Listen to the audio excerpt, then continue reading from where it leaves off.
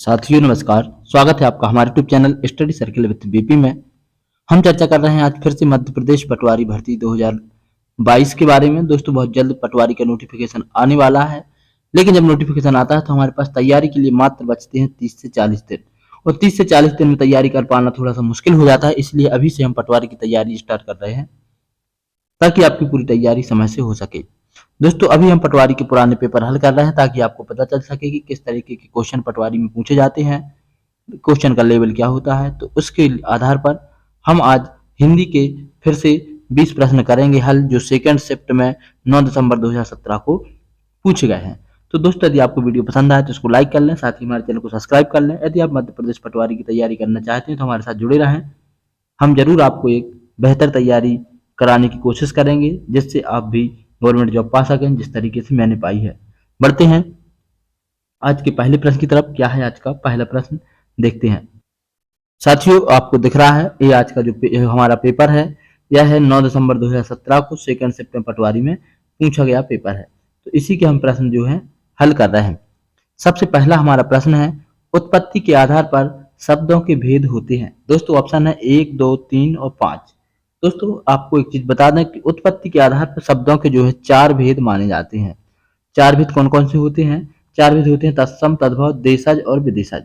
लेकिन जब हमें 4 ऑप्शन में ना मिले फिर हमें 5 टिक करना है, क्योंकि पांचवा जो भेद माना जाता है वह माना जाता है संकर शब्द। संकर शब्द कौन से शब्द कहलाते हैं? संकर शब्द वो शब्द कहलाते हैं जो दो भाषाओं के शब्दों से मिलकर बने होते हैं। जैसे हम बोलते हैं रेलगाड़ी, तो दोस्तों रेलगाड़ी जो है दो भाषाओं का शब्द बना है। रेल अंग्रेजी का शब्द है, गाड़ी हिंदी का शब्द है, इससे बन गया रेलगाड़ी। तो ऐसे शब्दों को बोलते हैं संकर शब्द। ये भी उत्पत्ति के आधार पर गिना जाता है। लेकिन यदि ऑप्शन में 4 है तो हमें 4 ही टिक करना है। इसलिए उत्पत्ति के आधार पर शब्दों के भेद 4 माने जाते हैं, जो है तत्सम, तद्भव, देशज और विदेशज।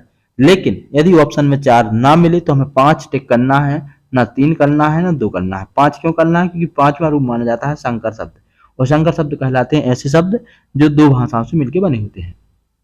बढ़ते हैं अगले प्रश्न की तरफ, जो हमारा आज का अगला प्रश्न है। अगला प्रश्न तत्सम शब्द नहीं है। दोस्तों सबसे पहले आपको बता दें कि तत्सम शब्द कौन से कहलाते हैं। तो तत्सम शब्द वे शब्द कहलाते हैं जो सीधे से सीधे संस्कृत भाषा से हिंदी भाषा में लिए गए हैं, या संस्कृत भाषा के शब्दों को ही हम तत्सम शब्द कहते हैं। तो यहाँ पर हमें बताना है कि कौन सा तत्सम शब्द नहीं है। तो दोस्तों घृत जो है तत्सम है। घृत का तद्भव होता है घी, और चूर्ण, चूर्ण का तद्भव होता है चूरन। इसके अलावा चंचू, चंचू का जो तद्भव होता है वो होता है चौंच। और कोण, दोस्तों कोण पहले से तद्भव शब्द है, और इसका जो तत्सम होता है, इसका तत्सम होता है कोष्ठ। तो हमें यहाँ पर बताना है कि तत्सम शब्द कौन सा नहीं है। तो इसका राइट आंसर हो जाएगा आपका ऑप्शन नंबर डी, इसका राइट आंसर है। बढ़ते हैं अगले प्रश्न की तरफ, जो हमारा आज का अगला प्रश्न है। अगला प्रश्न है, विदेशी शब्द नहीं है। दोस्तों हमें बताना है इनमें से कौन सा शब्द विदेशी नहीं है। काजू, कारतूस, पेट या जमीन। दोस्तों तो यहाँ पर हम आपको बता दें कि जो काजू है ये पुर्तगाली शब्द है, कारतूस है जो फ्रांसीसी शब्द है, जमीन है जो फारसी शब्द है, पेट एक देशज शब्द है जो कि हमारे यहाँ ही उत्पन्न हुआ है। इसलिए विदेशी शब्द नहीं है, पेट हमारा राइट आंसर होगा ऑप्शन नंबर सी। दोस्तों आपको बड़े आराम से पढ़ा रहा हूँ, एक एक ऑप्शन के बारे में बता के पढ़ा रहा हूँ। तो यदि आप इस तरीके से पढ़ते हैं तो निश्चित ही आपकी हिंदी अच्छी हो जाएगी और आपको हिंदी में 20 में से 20 अंक मिलेंगे, ये मैं गारंटी देता हूँ, यदि आपने पूरे 4 महीने मेरे साथ तैयारी कर ली। बढ़ते हैं अगले प्रश्न की तरफ, जो आज का हमारा अगला प्रश्न है। अगला प्रश्न है, कानून के विरुद्ध किया गया कार्य क्या कहलाता है। दोस्तों कानून के विरुद्ध किया गया कार्य कहलाता है गैर कानूनी। इसके अलावा आगे जो है, जैसे चोरी है तो कानून के विरुद्ध तो है ही, लेकिन चोरी घर की भी हो सकती है, बाहर की भी हो सकती है। इसके लिए सही शब्द जो है गैर कानूनी होगा। इसको आते सभी लगभग एक ही कैटेगरी में है, लेकिन जो कानून के विरुद्ध किया गया काम कहलाता है गैर कानूनी। अगला हमारा प्रश्न है, ऊंचे ऊंचे शब्द उदाहरण है।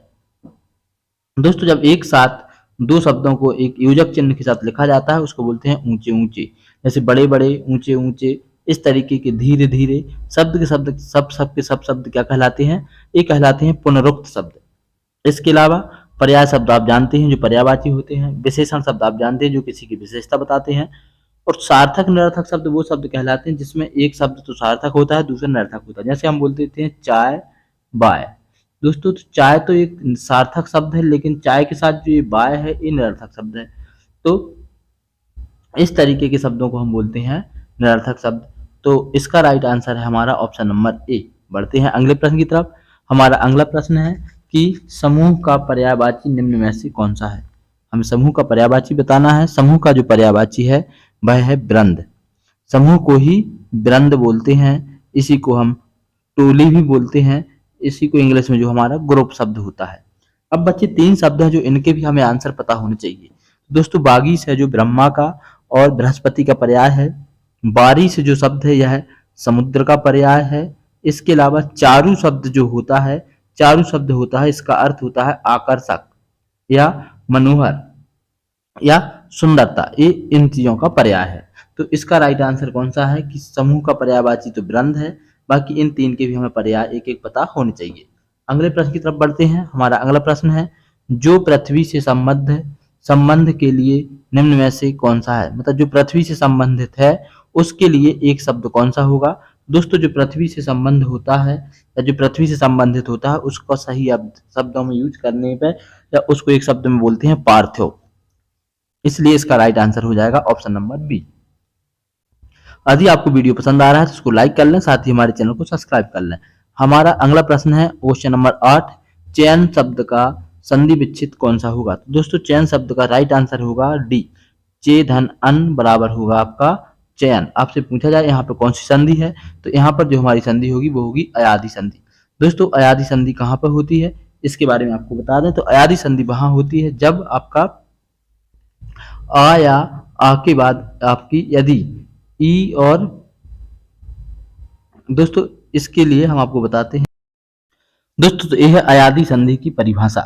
जब संधि करते समय ए आई ओ औ के साथ कोई अन्य स्वर हो तो वहां पर ए का अय, ए का आय और ओ का औ और औ का आव हो जाता है। कहने का मतलब यह है कि जब हम संधि करते हैं और संधि के दौरान जब हम देखते हैं कि जो आपका पूर्व पद है, पूर्व पद में ए है, इसके बाद कोई अन्य स्वर है, जैसे मान के चलिए आ है, तो ए का जो बन जाएगा इसका बन जाएगा अय।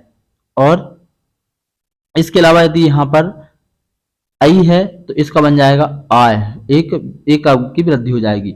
वैसे ही जब ओ होगा तो बनेगा आओ और औ होगा तो बनेगा आओ। तो इसी हिसाब से हमें बताना है चयन में कौन सी संधि है। दोस्तों जैसे हमने लिखा यहाँ पर चयन, तो यहाँ पे लिखा हमने चा या ना चयन। चयन में हम देखेंगे कि सबसे पहले यहाँ पर है चा का यदि हम विच्छेद करें तो चा धन बनेगा आ और फिर बनेगा या और इसको फिर यहाँ आ जाएगा ना। तो हमें देखेंगे कि यहाँ पे हमें अय शब्द दिख रहा है। अय शब्द कब बनता है। अय शब्द बनता है जब आपका यहाँ पर ए होगा। दोस्तों यदि अय की जगह हम जो है ए बना दें तो यहाँ पर चा पर लग जाएगी ए की मात्रा और यहाँ पर जो बचेगा हमारा लास्ट में यन, तो बन जाएगा चे धन अन बराबर हो जाएगा आपका चयन। तो इसलिए यहाँ पर चयन का जो राइट आंसर होगा उसकी तरफ हम बढ़ते हैं अपने प्रश्न की तरफ। जो हमारा प्रश्न है तो हमारे प्रश्न में जो हमारा राइट आंसर होगा वो होगा चे धन अन चयन। डी नंबर का आंसर हमारा राइट आंसर होगा, क्योंकि जब हम लिखेंगे चे धन अन तो यहाँ पर है दोस्तों ए की मात्रा, तो यहाँ से चा से ए की मात्रा निकलेगी, यहाँ से आ निकलेगा, दोनों का बन जाएगा अय और यहाँ पर बचेगा लास्ट में ना। तो आ जो आधा बचा था इसको पूरा करके पूरा कर देगा तो बन जाएगा चा या और ना चयन। इस तरीके से यहाँ पर दोस्तों राइट आंसर हो जाएगा हमारा डी।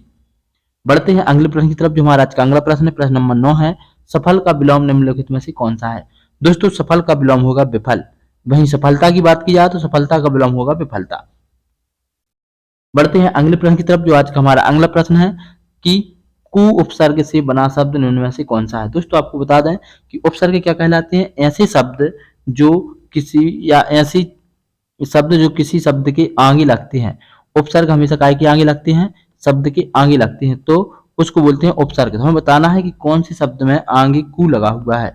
तो इसमें सिर्फ एक ही शब्द दिख रहा है कुपात्र, इसलिए इसका राइट आंसर हो जाएगा कुपात्र, क्योंकि कुपात्र उपसर्ग का एक ही शब्द यहाँ पर है तो जो कु उपसर्ग से बना है। अगले प्रश्न की तरफ हम बढ़ते हैं। हमारा अगला प्रश्न है चरण कमल शब्द में कौन सा समास है। दोस्तों हमें बताना है तो चरण कमल शब्द में जो समास है वह है कर्मधारय समास। यहाँ पर जो उपमेय और उपमान का जो वर्णन होता है वो होता है कर्मधारय समास में, या फिर विशेषण विशेष से जो बताया जाता है वो भी कर्मधारय समास में बताया जाता है। इसलिए यहाँ पर चरण और कमल, चरण कमल दोनों को एक ही चीज बता दिया गया है। चरण जो है वह पांव के लिए यूज किया गया है, कमल मतलब कमल रूपी चरण। तो इसलिए यहाँ पर राइट आंसर होगा हमारा कर्मधारय समास। अगले प्रश्न की तरफ हम बढ़ते हैं। हमारा अगला प्रश्न दोस्तों प्रश्न नंबर 12 छूट गया है, जो आपको लास्ट में बताया जाएगा। प्रश्न नंबर हमारा 13 है, उद्धृत का शुद्ध रूप क्या है। दोस्तों हमें बताना है कि उद्धृत का सही शब्द क्या है। दोस्तों जब हम शब्द रूप या इसका सही वर्तनी लिखते हैं तो हमें इसके विच्छेद से पता चलता है। तो उद्धृत का राइट आंसर है आपका सी। उद्धृत इस तरीके से लिखा जाता है, उ आधा दा और फिर धा, धा में रिप और ता, इस तरीके से बनता है उद्धृत। यहाँ पे जो शब्द है ये गलत लिखा हुआ है, इसलिए इसका राइट आंसर होगा ऑप्शन नंबर डी। कई जगह आपको उद्धृत ऐसा भी लिखा मिल जाएगा दोस्तों, तो ऐसे भी उद्धृत लिखा जाता है। लेकिन आपको बता दें कि जो हमें यहाँ पर आधा शब्द दिखता है हमेशा ये पूरा होता है, और जो हमें पूरा दिखता है ये हमेशा आधा होता है। इसलिए आपको यहाँ पर इस तरीके से लिखा दिख रहा है। बढ़ते हैं अगले प्रश्न की तरफ। जो हमारा अगला प्रश्न है कि उस काल मारी क्रोध के तन कांपने उनका लगा, मानो हवा के जोर से सोता हुआ सागर जगा। इस पंक्ति में कौन सा रस है। दोस्तों हमें बताना है यहाँ पर कौन सा रस है। तो दोस्तों एक क्रोध भरी बातें यहाँ पर हो रही हैं, ये महाभारत का एक प्रसंग है, उस समय का है। तो उस काल मारी क्रोध के तन कांपने उनका लगा, मानो हवा के जोर से सोता हुआ सागर जगा। यहाँ पर जो है रौद्र और रस है, रौद्र रस का स्थायी भाव होता है क्रोध। बढ़ते हैं अगले प्रश्न की तरफ। जो हमारा आज का अगला प्रश्न है कि तीन बेर खाती थी वे तीन बेर खाती हैं में कौन सा अलंकार है। दोस्तों जितने के जितने प्रश्न हैं सब के सब पटवारी में पूछे गए प्रश्न है, काफी सरल भी हैं। यदि आप एक बार पढ़ लेते हैं तो निश्चित ही आपके 20 में से 20 अंक आएंगे पटवारी हिंदी में, तो आप इसको जरूर पढ़ें। यहाँ पर जो राइट आंसर है वह है इमक अलंकार, क्योंकि इमक की एक परिभाषा होती है जहां पर एक ही शब्द की आवृत्ति बार बार हो, वहां पे इमक अलंकार होता है। इसको एक दोहा के रूप में भी हम जानते हैं कि एक शब्द फिर परे अर्थ और ही और, इमक उसे कहते हैं कवियों के सिरमौर। इसलिए वहां पे राइट आंसर होगा ऑप्शन नंबर डी, क्योंकि यहाँ पर जो तीन बेर एक यहाँ पे आया है, तीन बेर यहाँ पे आया है। तो यहाँ पर तीन बेर का मतलब होता है संख्या से, मतलब हम जैसे 3 बार टाइम में समय में खाना खाते हैं तो यहाँ पे 3 उससे है, और 3 बेर जो शब्द यूज हुआ है वह एक बेर फल के लिए यूज हुआ है। तो इसलिए इसका राइट आंसर हो जाएगा ऑप्शन नंबर डी। बढ़ते हैं अगले प्रश्न की तरफ। जो हमारा अगला प्रश्न है, दिए गए शब्दों में क्रमशः सही उत्तर वाली पंक्ति को चुनिए। हमें बताना है दोस्तों कि यहाँ पे जो 4 शब्द लिखे हैं, चारों शब्द का एक एक हमें पर्यायवाची बताना है। तो जैसा कि आपको पता है चीर जो है कपड़ा का पर्याय होता है, वहीं घर जो है घर निकेत या निकेतन का पर्याय होता है, पुत्री का पर्याय दुहिता होता है, और मयूर का पर्याय केकी होता है। इस तरीके से हम देखेंगे कि इसका right answer option number D होगा, क्योंकि बाकी जगह है जैसे यहाँ पे आत्मजा, आत्मजा पुत्री का होता है, तो मयूर का तो आत्मजा नहीं होता, इसलिए ये गलत हो गया। यहाँ पर भी आत्मजा है तो ये गलत हो गया, और यहाँ पर दुहिता है तो ये गलत हो गया, क्योंकि दुहिता पुत्री का है। तो मयूर के तीनों पर्याय लास्ट के गलत लिखे हुए हैं, इसलिए तीनों ऑप्शन गलत हो गए। बाकी लास्ट मयूर का पर्याय सही लिखा हुआ है, इसलिए ऑप्शन नंबर डी इसका सही आंसर होगा। बढ़ते हैं अगले प्रश्न की तरफ। जो हमारा आज का अगला प्रश्न है कि मुहावरे का सही अर्थ बताइए। इति श्री करना, इति श्री करने का मतलब होता है किसी कार्यक्रम को समाप्त कर देना। तो इसका राइट आंसर हो जाएगा ऑप्शन नंबर बी, कि किसी कार्य को समाप्त करना कहलाता है इति श्री करना। बढ़ते हैं अगले प्रश्न की तरफ। हमारा अगला प्रश्न है, करते अभिषेक पयोध हैं बलिहारी इस देश की, हे मातृभूमि तू सत्य ही सगुण मूर्ति सर्वेश की। निम्न पंक्तियों में कौन सा छंद है। दोस्तों हमें यहाँ पे छंद बताना है। तो यहाँ पर जो छंद है वह है आपका उल्लाला छंद। दोस्तों यहाँ पर कौन सा छंद है, उल्लाला छंद है। और उल्लाला छंद की परिभाषा जो होती है यह एक विषम मात्रक छंद है, क्योंकि इसके पहले और तीसरे चरण में 15 मात्रा होती हैं, दूसरे और दोस्तों पहले और इसके चौथे चरण में, मतलब हाँ पहले और तीसरे चरण में जो इसकी 15 मात्रा होती हैं, तीसरे और दूसरे और चौथे चरण में जो है इसकी 13 मात्राएं होती हैं। पहले और तीसरे चरण में 15 मात्राएं, दूसरे और चौथे चरण में 13 मात्राएं इसमें होती हैं। और इनकी मात्राओं को गिनने के लिए हमें एक बड़ी आसान तरीके से गिनना होता है। जैसे करते हैं मैं यहाँ पे इसकी टोटल मात्रा बन जाएंगी 4, अभिषेक की टोटल मात्रा बन जाएंगी आपकी 5, तो 4 5 9 हो जाएंगे। पयोद की जो मात्रा बनेगी वो बनेगी 4, तो 9 और 4 13 हो जाएंगे और है की मात्रा बनेगी 2, तो कितनी हो गई 15। तो पहले चरण में 15 मात्रा हो गई। वहीं यहाँ देखें बलहारी, तो बलहारी में जो मात्रा बनेगी वो बनेगी आपकी 4 मात्राएं और इसकी बनेगी 2 मात्राएं, तो 4 और 2 6 हो गए। देश की बनेगी 3 मात्राएं, तो 6 और 3 9 हो गया और 2 इधर, तो इसकी हो गई 11 मात्राएं। यहाँ पर दोस्तों कुछ मिस्टेक हुआ है या फिर यहाँ पर कोई शब्द मिस है, इसलिए मात्रा सही नहीं आ रही है। दोस्तों बलहारी में बनेगी कितनी, 6 मात्राएं बनेगी बलहारी में, 2 और 4 6 और 2 इसकी बनेगी, तो 6 और 2 8 और देश में बनेगी 3, तो 8 और 3 11 और 2 बनेगी की तो बनेगी 13। हाँ सही है, 13 मात्रा यहाँ पर आ गई हैं। वहीं मातृभूमि की इधर हम गिने तो 2 मात्राएं है की बनेगी और मातृभूमि की बनेगी 2, एक 3 मात्राएं और भूमि की बनेगी 3 मात्राएं, तो 6 यहाँ पे हो गई, 2 और 6 8 मात्राएं हो गई। वहीं तू की बनेगी 2 मात्राएं, तो 8 और 2 10 मात्रा हो गई। सत्य की बनेगी 3 मात्राएं, तो 13 मात्राएं हो गई और ही की बनेगी 2 मात्राएं, तो आपकी 15 मात्रा हो गई। वहीं आप लोगों को जिनको मात्राएं गिनने में दिक्कत जाती है उनके लिए अलग से एक मात्रा गिनने का मैं ऐसा वीडियो लेकर के आऊंगा कि जिंदगी में आप कभी भी नहीं भूलेंगे मात्राएं काउंट करना। तो आप लोग सिर्फ आप इस हिसाब से समझ लें कि जो यहाँ पर है उल्लाला छंद है, जो एक विषम मात्रक छंद है, जिसके पहले चरण में और तीसरे चरण में 15 मात्रा होती हैं और दूसरे और चौथे चरण में 13-13 मात्रा होती हैं।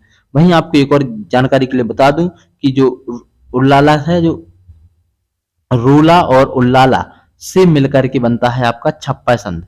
तो जो रोला लिखा है, रोला और उल्लाला दोनों के मिलाकर के छप्पा छंद बनता है। ये क्या आपके लिए फैक्ट है, याद कर लें। अगला हमारा प्रश्न है, विनिमय शब्द निम्न में से किस विषय की शब्दावली है। दोस्तों विनिमय जो शब्द है वह वाणिज्य की शब्दावली है या ये अर्थशास्त्र में भी यूज होता है, तो अर्थशास्त्र भी वाणिज्य का ही एक भाग है। विनिमय का मतलब होता है अदला बदली या बदलना। जैसे विनिमय प्रणाली चलती थी पहले, किसी चीज को लेने या खरीदने के लिए वस्तु के बदले वस्तु देना, वो कहलाती थी विनिमय प्रणाली। तो एक है वाणिज्य से रिलेटेड।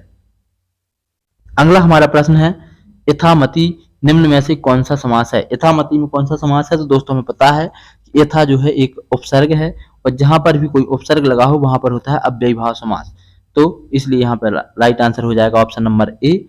इसके बाद बढ़ते हैं हम अपने अगले प्रश्न की तरफ, जो हमारा मैंने कहा था एक प्रश्न रह गया था, प्रश्न नंबर 12 गलती से, तो उसका जो 12वें प्रश्न था वह था कान खोलना मुहावरे का अर्थ क्या है। तो कान खोलना मुहावरे का अर्थ है कि सावधान करना। इस तरीके से हमने पूरे 20 प्रश्न कंप्लीट किए। 20 के 20 प्रश्न जो है 9 दिसंबर 2017 की शिफ्ट में पूछे गए हैं।